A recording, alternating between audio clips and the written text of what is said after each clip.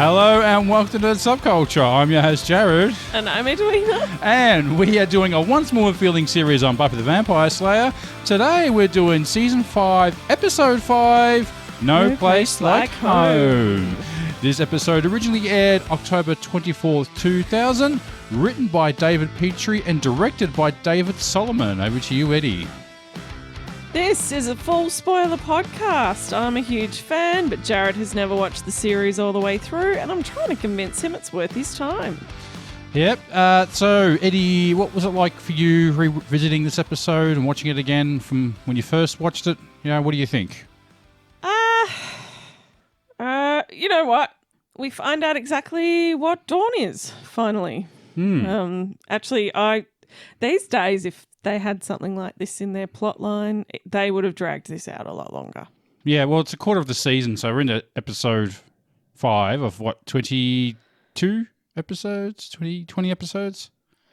So it's nearly a quarter of a way through, I guess, so it's long enough. Not really. No? This like gets straight into the arc. Like we're pretty much introduced to the big bad, Glory.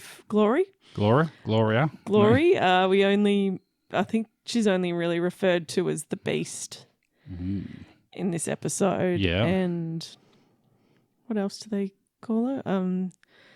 Something that cannot be named.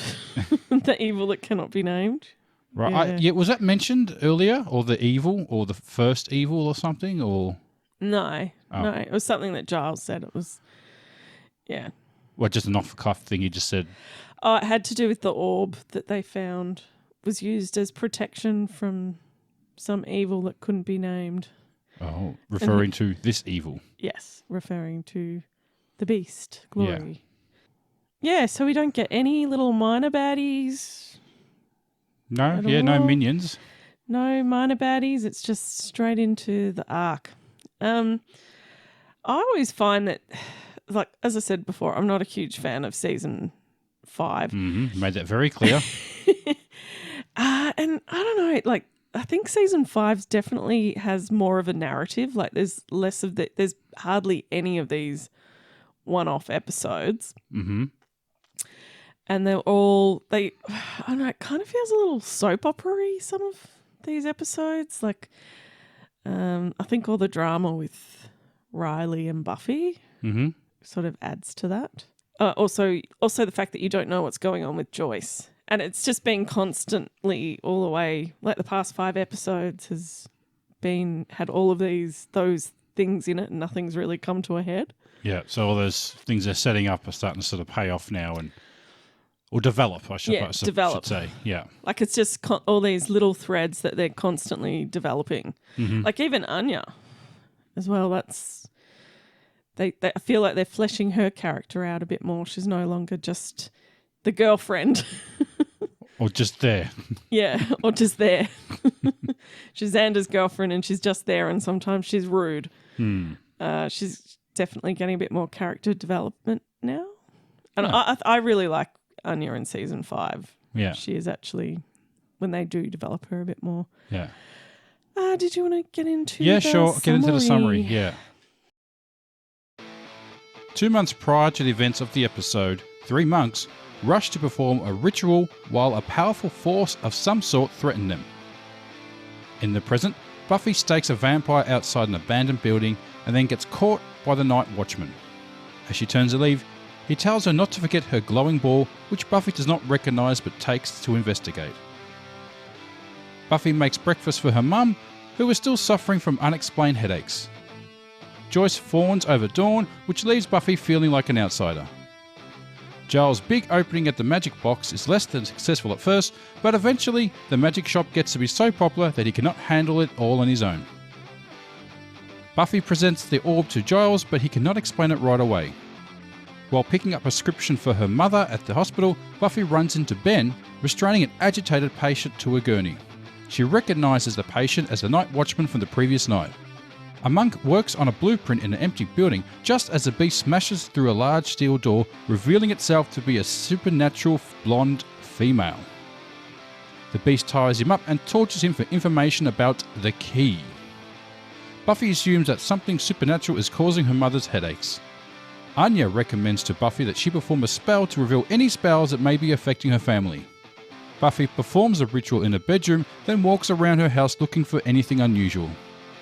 Nothing appears weird about her mother, but Buffy sees Dawn's image flashing in and out of pictures around the house. When Dawn enters a room, Buffy sees Dawn fade in and out too. Buffy physically assaults and threatens Dawn, realizing that she is not her sister. Giles calls Buffy to tell her about the orb, the Dragon Sphere. It is for protection from an unnamed evil. Buffy returns to the abandoned building in hopes of finding more information. Buffy finds the monk and comes up against the beast, who quickly proves too strong for Buffy to handle. After taking quite a beating, Buffy is able to escape with the monk. In his last moments of life, the monk warns Buffy that she must protect the key. They sent the key to the Slayer in the form of a sister, and it is now an innocent human who does not know she is the key and who needs the protection of the Slayer. When Buffy returns home, she apologizes to Dawn, and the two girls can relate, at least on one subject, their concern for the mother. The end. Maybe a round of applause is a bit inappropriate for that. Just a tiny little bit. Yeah, so where do I start? Let's start with... Okay, so we get the introduction of Claire Kramer, who is playing Glory, or referred to as the Beast in this, and she gets a fantastic entrance. Yeah, literally bashes the door down. Kicks down a steel door in her high heels and slip dress. Mm-hmm. Not what you expected. No, behind that door. No, not really. And the first thing you said was... Your entrance was good, his was better. How can she do that in those shoes? She has these tiny little...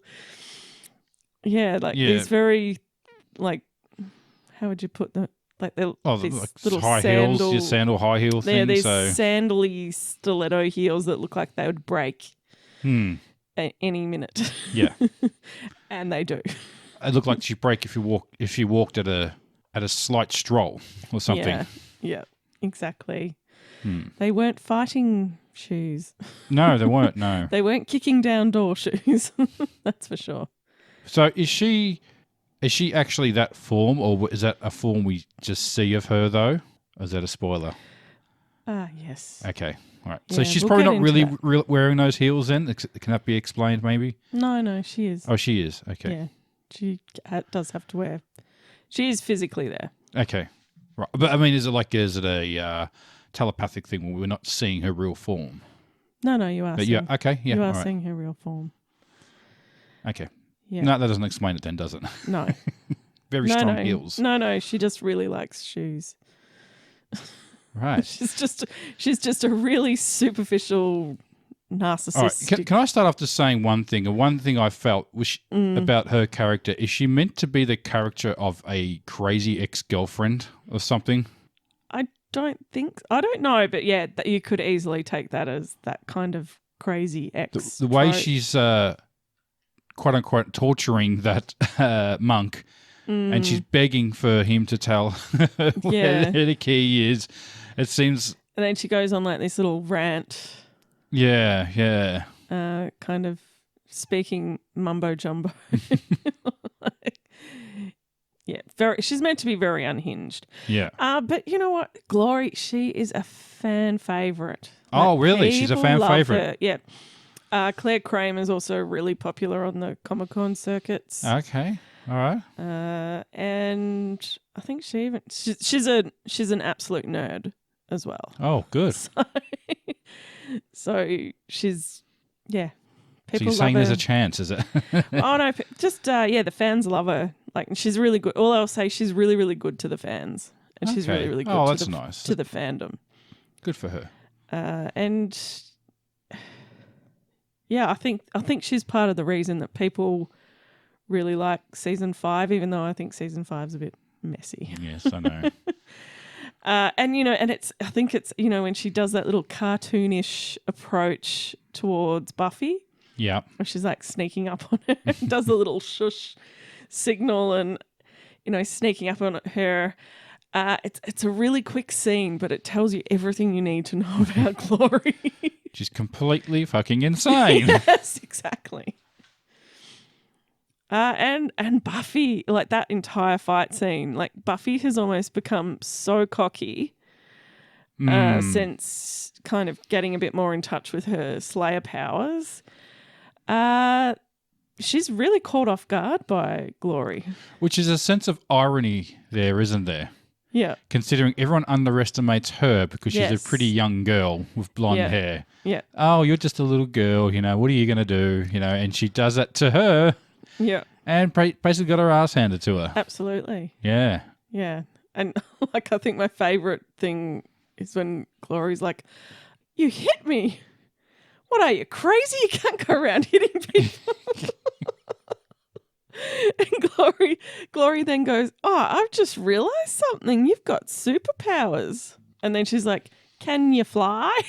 and then throws her across the room. It's a great battle. I love it. Yeah. Yeah. Balls to the wall, that one, wasn't Yes. it? Yeah. Yeah. So as I said, like Glory is she is actually quite an enjoyable part of season 5. Yeah. Okay. All right. We'll look forward to more Glory. Glory. We should talk about, you said the other day, maybe we should talk about the name of the episode. The name of the episode. So this one's called No Place Like Home. Okay. So we're going for the Wizard of Oz Yes. references? Yes. Okay. So what are the Wizard of Oz references? Well, wait. Let me guess. If you watch this she's got her little red shoes. Oh, yes. Yes. Yes. Is this also one of those things where if you watch it with the Wizard of Oz, it pairs up at the same time? No. Well, you have to watch it twice, though. No. No? No. No, nothing like that? Okay. No. You watch them backwards twice. No. No. Okay. All right. No. No, it's the fact that Glory is trying to get home. Oh, and where's home? Well, you'll eventually find Hell. that out. Well, a version Go of to it. hell. I'm trying. Did that line come up? No. Yeah, she's trying to find the key because that's the way that she can get home. So she's pretty much Dorothy searching for the wizard. Right, okay. Sort of, yeah. All right. Yeah.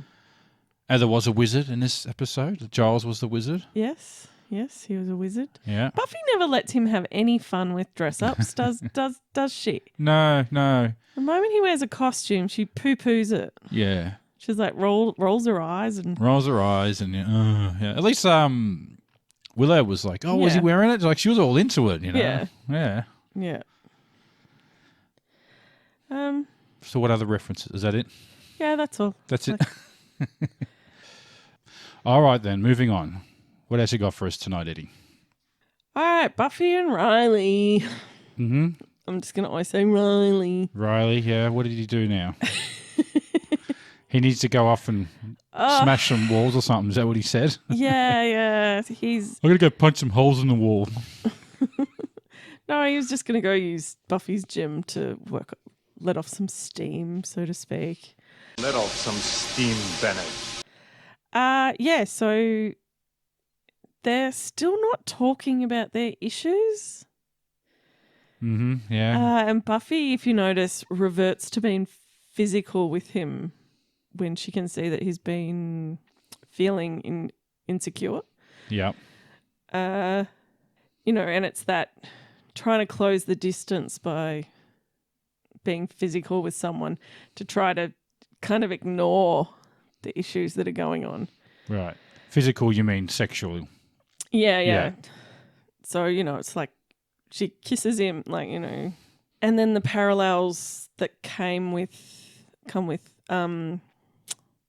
Buffy's relationship with Angel was that Buffy and Angel had, they didn't, because she couldn't do that physical intimacy with Angel. They always had, she always went to Angel with her issues. She was always talking to him. They always had really good communication. And she just doesn't have that with Riley. Just not that perfect relationship. She can't have the physical relationship with Angel, but she can have it with Riley, but she can't have she can't have the intellectual relationship that she has with Angel. She had with Well, Angel. she had with Angel, and so there's two parallels of that relationship, I suppose you could sort of compare. Yeah, as I said, we're just the issues with Riley and Buffy just keep continuing on from this point out. Like, I think they barely had any screen time together as well this episode. yeah, oh, look, he was hardly in this episode, and it was just him getting upset because Dawn pretty much outs Buffy saying that she doesn't want him to go patrolling. Oh, yeah. And that's why he wants to go punch holes in the wall. Yeah. Yeah. And I think Buffy also said that he's like all weak and kitteny. Ooh, rubbing salt on that wound, eh? Yeah, it was probably a bit of a nasty comment to me. Yeah, jeez. Read a room, fucking Dawn. God. Yeah, she does it a lot. She'll do that a lot. There's a lot of these moments where you just want to tell Dawn to shut up. Is that a new segment? Shut up, Dawn? It could be, to be honest. Like, there's a lot of these moments when you're like, oh my God, shut up, Dawn. Please. Speaking of Dawn. Yes, yeah. Well, they do that fake out again. Yeah, I know. The misdirection. The misdirection. Where you Here's don't know. tea for you, Mum. Yeah, I just made it for It's you. very ominous. When Buffy's going to do the spell, like she's trying to interrupt it. When Buffy's on the phone with Giles, she's like lurking in the background. Yeah. Very much. I think Buffy says, Mum will be home soon. And she's like, you stay away from my mother. Yeah. Yeah. Yeah, there's definitely a few scenes in there where she's made these ominous statements with a very cold look on her face as if she's up to something. Intentionally misdirecting the audience into thinking she has nefarious intentions. I think the tea one's really bad. Yeah. I made you. She's just standing there with a tea going, I made you some tea, Mum. With a completely blank look on her face as well. Yes. So some theories on why Dawn is so annoying. I was reading, I went down a bit of a rabbit hole on this. Okay. Eddie's rabbit hole. Yeah, go on. And it's because if you see, because she's created by the three monks, they've just created an idea of what a teenage girl is. They don't actually know what a real teenage girl would be like. So you feel like you could have some real fun with that. Yes. Some of the things she says. Yeah, so you would think that they might have leaned a bit more into that if that were the case. Yeah. Yeah. I don't really think that's quite the case. I just think it was the fact that she was written younger and then they cast Michelle Trachtenberg, who was 14 and not 12 or 11. Yeah. That they'd written it for. So, yeah. Anyway. Okay. I just thought that was an interesting little fact. Theory. Fact theory. So the magic shop from now on will be their place of their meeting place will be the magic shop. Yeah. So they sort of need a new one, don't they? So yeah.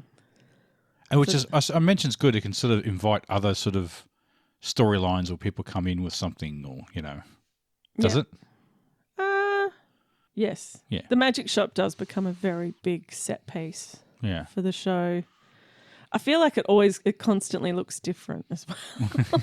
They keep changing the set, do they? Yeah, I swear they do, but they probably don't. Right. But the shop is enormous.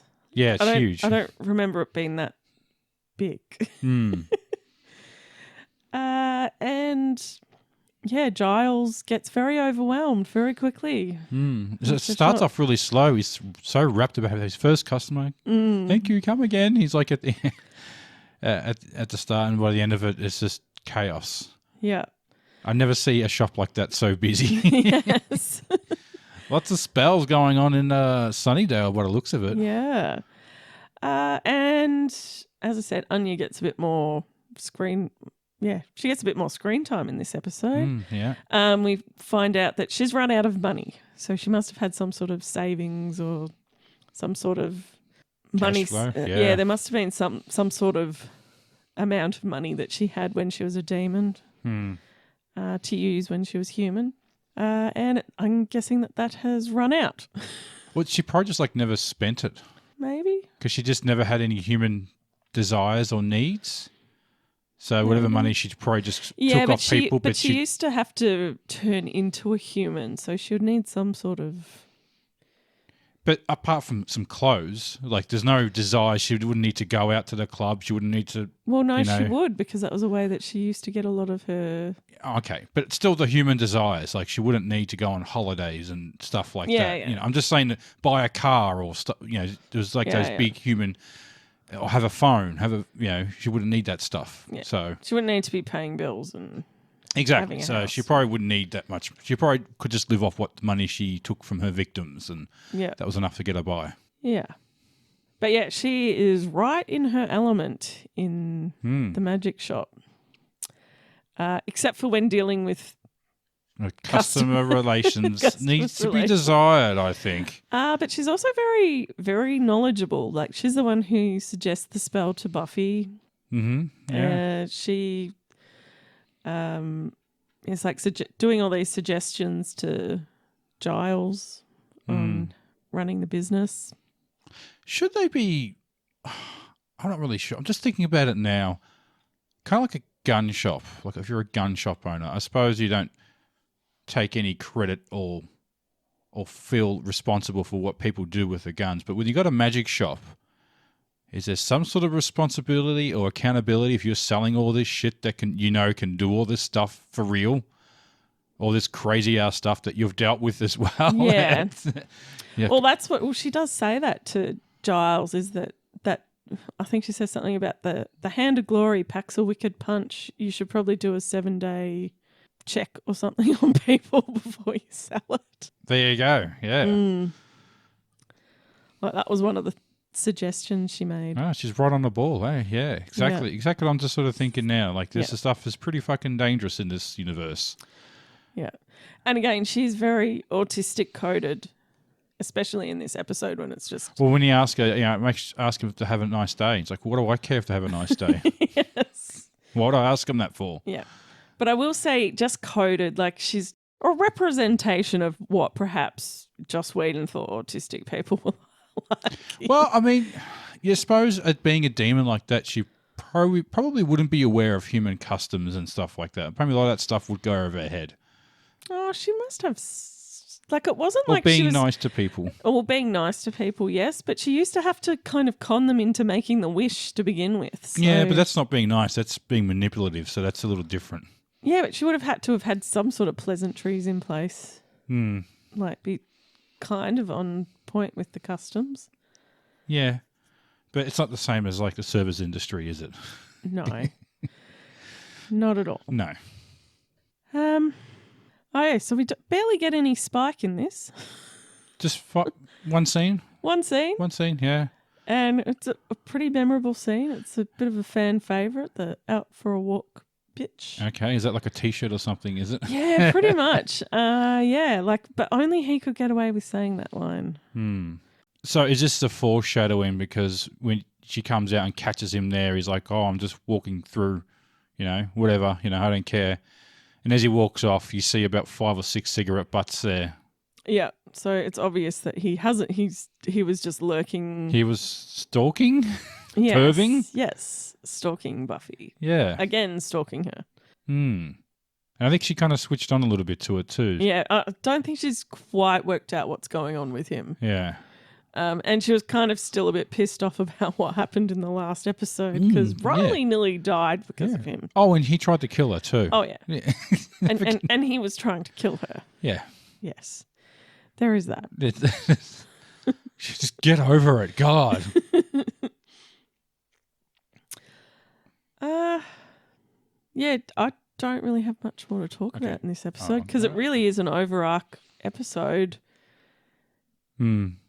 So, at least it just moves the story forward. Yeah, well, at least it finally reveals what the series is about and the big bad and all that. So it's it's pretty important for that. I have a few things I'd like to mention as well. Nothing big, just a few little things. So at the end of the episode, when you see Joyce reading a magazine, if you look closely, Sarah Michelle Gellar is on the magazine. Yep. I had to look at that one, and she's got Like a bob? Yeah, she got like a bob, yeah. It's kind of the same bob that she was wearing in Restless. Yes, it is, yes. I think you said it might have been, she was a I think it was Revlon girl. I think it's a Revlon ad. Yeah, yeah. Quite clearly that one. You don't need to, you can pause it, but you can even see without pausing it. It's pretty prominent. So apparently this was the highest rated or highest viewed episode for the season. I don't know. Doesn't make a difference. Doesn't make a difference, no? Well, I was just saying, is this one of the best episodes of the season? God, no. God, no? Okay, all right. I can't tell them. No. I can't tell them apart. Not even close to one of the best episodes. No? Okay, all right.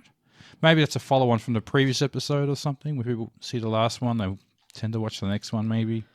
I have no idea what mystical things were in place for that to be the highest rated episode of the season. Yeah.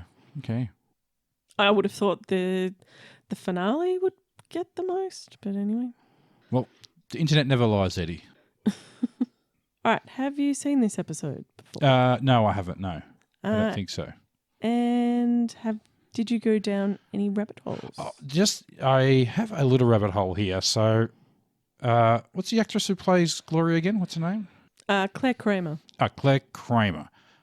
She starred in and Out. Now, do you remember the 1997 movie yes. In and Out with Kevin Kline, Joan Cusack, Tom Selleck, Matt Dillon? So this is a late 90s film, or late mid-90s film. So Matt Dillon's character is an actor, and he's at the Oscars, and he's just won the Best Actor award. And in his acceptance speech, he thanks his drama teacher, who was Kevin Kline. He's watching it at home with his wife or his fiancée. And as he's thanking him, he says, "Oh, and by the way, he's gay."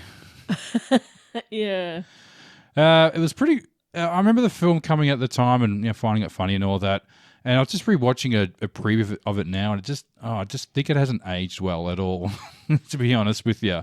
Because the whole sort of crux of the film is... him trying to ungay himself, basically, to prove that he's not gay. And then he realises he's gay. And in the end, he realises he's gay. Which also asks the question, how did Matt Dillon's character know he was gay? Yeah. But also outing him on national TV like that, like as he's being engaged, like, oh my God. Yeah. You know those movie things that happen in movies that seem nice and wholesome, but when you think about it, in reality, that'd be frightening if that really happened. Yeah. Well, it actually turns out that actually really did happen, because this was actually based on the true story. In Tom Hanks' acceptance speech for Philadelphia, he congratulated his drama teacher for his help and mentioned that he was gay. I had no idea about this. This movie was actually based on that. Oh. The difference, yeah, I didn't know that. Yeah. The difference being that his teacher was fine with it and was okay with being outed as being gay. I think he kind of did out himself a little bit, but maybe not to everyone. So it was a semi-outing anyway, but not as bad as that film. And the reason I was watching it, because, The guy, in other words, the guy didn't have a fiancée. He was actually gay. Yeah. Yeah. And I think if anyone who possibly knew him probably knew anyway, but it was just in those days you probably didn't announce it as you would now, or you wouldn't need to. Yeah. And because Claire Kramer was in that film, she was one of the students in it. But it's just so weird, like the Kevin Kline's character has been followed around by the press, and everyone wants to interview him and stuff like that. It's just so weird that in that situation the press would follow around this guy, and there's like all TV cameras at the front. Tom Selleck, who's like some sort of reporter, was following him around, who is actually gay as well in the film. And I don't know if they shared a kiss or something as well. I can't remember that part. Okay. Yeah, but I just... to be honest, I never watched the movie. I saw it a long time ago, and it was kind of funny at the time, but I don't know if I could rewatch it now. But the fact that was actually based off a real event was what threw me the most on that. Yeah. I found that quite interesting. Yeah. And that was my rabbit hole. Okay. All right. Doing question time? Yeah, we'll go into question time.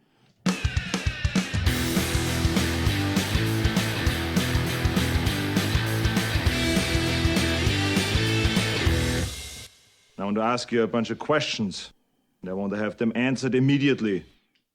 All right, Jarrod. Which character was your favourite? Glory. Glory. Glory? Yeah, I had Glory as well. Which character do you love to hate in this episode? Maybe Anya. Okay. Terrible customer service. They're packing the bag. All right, now you can fuck off. Well, I just went with Dawn. Dawn? Yeah. Yeah. That's right. That with the ominous line of, I don't care that you're the Slayer. Yeah. Do you really think I care you're the Slayer? There's a few moments in that episode. Read into it what you will. LOL moment? 4 words, Eddie. Out for a walk. Bitch. Ridgy Didge. Do the little Ridgy Didge. Ridgy Didge. Yeah, I've got that too. Hello, cutie pie. Yeah, it's what are you doing here, Spike? And it's like, look, 5 words or less. Out for a walk. Bitch. And he, as I said before, I don't know how he gets away with doing that. Yeah. Why she puts up with it. That's the other thing maybe you should be asking. Yeah. Well, it is. She could have just staked him right then and there. Her pet vampire. Oh, yeah, it is very weird. She could have just staked him right then and there. He did try to kill her last week, so I don't think anyone has a problem with that. Yeah, but he's tried to kill her multiple times at this stage. At this point, it's just an inconvenience. Yes. At this point, it's just an annoyance. What is it? A mild annoyance. Very mild. All right. Favorite fight scene? Oh, the Clash of the Titans. Yeah. Buffy versus Glory. Yeah. And Glory 1, Buffy 0. Yeah. Well, it is that thing where she's been absolute plowing. Like in the previous episodes, she is plowing through the vampires. Well, actually, even the start of this episode, she beat that huge vampire. That That guy was vampire massive. massive as well. Like this huge beefy He was guy. like 6'5", and he was built like a fucking shit brick house as well. And she beat the crap out of him like it was nothing. Yeah. Like it was just weird seeing her she was almost like just swatted like a fly. Yeah. Didn't even break a sweat. Yeah. Favorite scene? So I thought the Buffy in a trance scene was done okay. Yeah, Well, that's my favorite Looked scene. pretty cool. As well. Oh, what is yours? Yeah. Yeah. Yeah. I thought she was dreaming at first. I wasn't quite sure what was going on. So I thought she was dreaming. Well, it's also the fact that I was surprised that, Buffy could actually do that spell. Like probably season 1 Buffy wouldn't have been able to do a spell like that. Yeah. Well, they're all easy. Just light some candles and say some Latin, isn't it? No, I think she had to get into like a deep, deep meditative state. Yeah. And some eyes of Newt. Never go astray. With some magic incense and sand. Hey, Newt. Need more Newt. No, didn't they already discuss the Newt? That was salamander eyes. Ah, yes. You work with what we've got, huh? Yeah, my favourite scene is Dawn, like the flickering in and out of Dawn from the photos. Yeah, to finally reveal to the characters that Dawn is not real. So that sudden realization is like, oh, okay. But also the fact that it's actually nothing to do with, like the reason why Buffy does it is because she thinks something's after her mum. Yeah. And then she thinks it's something to do with Dawn. So there's like a... Then because Dawn is flickering in and out, that's when she's like, uh-oh. Yeah, but if Dawn's not real, then why is her mother ill? And sort of puts those two together. Yeah. Least favourite scene. So the misdirection scenes with Dawn I thought were pretty lame. Want tea, Mom? I made it for you. Tea, yeah. Ooh, ah. So evil.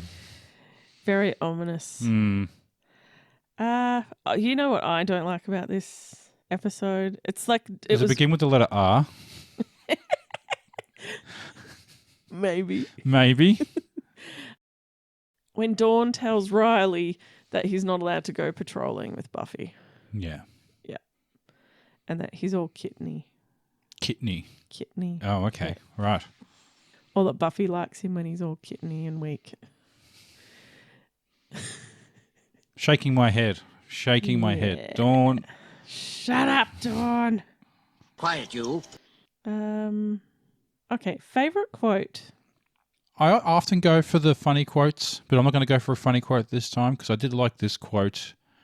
So when the monk is dying and he's talking to Buffy, and the monk says, "Human, now human and helpless. Please, she is innocentness. She needs you." And Buffy replies, "She's not my sister." And the monk says, "She doesn't know that." Yeah. And you're going to hear that every single intro, like Oh, previously really? on Buffy. I mean, you're thinking she's nefarious and she's up to something the whole time, but And really, she's just a 14-year-old Yeah. girl being a bitch to her sister. Well, I mean, I don't know what she is really, to be honest, but she thinks she is, though. Yeah. So that's what's important, I guess. Mm-hmm. So I did like that final reveal to Buffy. Yeah. My favourite quote is from Giles, and it was when he's given the Dagon sphere, and he's like, "Oh, it appears to be paranormal in origin." And Willow says, "How can you tell?" And he's like, "Well, it's so shiny." Dagon sphere. I thought I called it the dragon sphere. Did I? Should be a Dagon sphere? Oh, I can't fix that Yeah. now. It's in there. Who gets the wooden spoon? I gave it to Spike. Yeah, Stalky Spike. it's been a little pathetic. Yeah. It's a little pathetic. It was, yeah. Well, no, I'm going to give it to Glory. Because Okay. those shoes are not suitable for going to battle with a Slayer. Yeah. Well, you say that, but she won, so I mean, Well, no one really won. oh, that's what people say when they lose. Well, Buffy got away, so Yeah, and took her monk. yeah, a monkey. Oh, that's right. She kept calling him Monkey, didn't she? Forgive me, monkey. And who's the MVP of the episode? I gave it to the monks. I too gave it to the monks. Really? Yes, we're Oh. agreed. We have agreed on a lot of them I tonight. know. Well, not as I think we've agreed on more in other ones, but that was a surprise one. Yeah, monks. Yeah, they gave their life to protecting the key, And it was a good plan. and it's a good plan. Yeah, because now Buffy has to protect that fucking key. yeah. Should lock her away with another key. So to Well, get the key, well, you'd have to get another key. they've made her have an emotional attachment to her. Yeah. But that was a smart move. Yeah. And finally, what do you rate the episode out of 10? 5 cups of completely normal tea. That's a great one. Yep. Yep. Completely normal, not poisoned Not at all. poisoned, no, just nothing that's making Joyce sick. No, it was just just normal tea. tea. Yeah, That's it. that's it. It was just tea.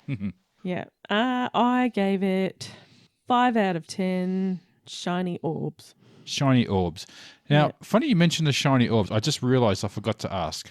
Where the fuck did that shiny orb come from? The She just pulls it out and no, nowhere. I missed that. no. The Watchman at the start of you just weren't paying attention. Okay. The night watchman at the start picks it up and gives it to her and Yes. says, "Oh, you dropped this." Yes. And he thinks that she's there for a rave, so he thinks it's like a glow stick, Yeah, but whatever. so what was the orb doing there? I know he gave it to her. I know that scene where he gave it to her, but where did it come from?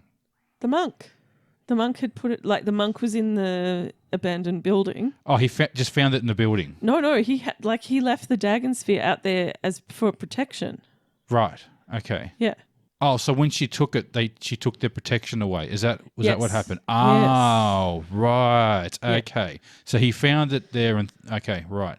But was it just on the floor, outside the property to protect them? Yeah. Why didn't they use that last time? Maybe they didn't have it. Whoops. well, the guy was still alive, so Yeah. maybe they did. Okay. All right. Yeah. Well, that settles that then. There were 3 of them. Oh, So, okay. 3 monks. Oh, yeah. Yeah. all right. And that was the last little epilogue there that I just wanted to get off my chest. What about you? Anything else you want to get off, or you're done? I'm done. I mean, like for this episode, not forever, right? It's just for this Just for this episode, all right? Yeah. So we're just going to wrap it up now. So Well, I hope you've enjoyed listening to us again tonight. We are Nerd Subculture. My name is Jarrod. And I'm Edwina. And if you want to send us a message or anything, where can you find us, Eddie? You can find us on TikTok, Twitter, Instagram. There is a Facebook group, and you can email us at nerdsubculture@gmail.com. And if you'd like to help out the podcast, please follow the link tree on the socials to our merch store. Yes, and always be sure to like, share, subscribe, chuck a comment, anything at all. We'll respond. Maybe. Yeah. Sure. Sure. Take care. Bye. Bye. Grr.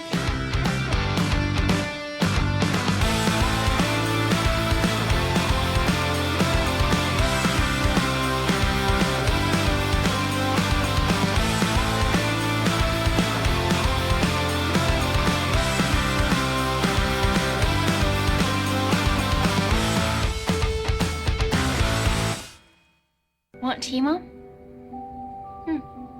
I made it for you.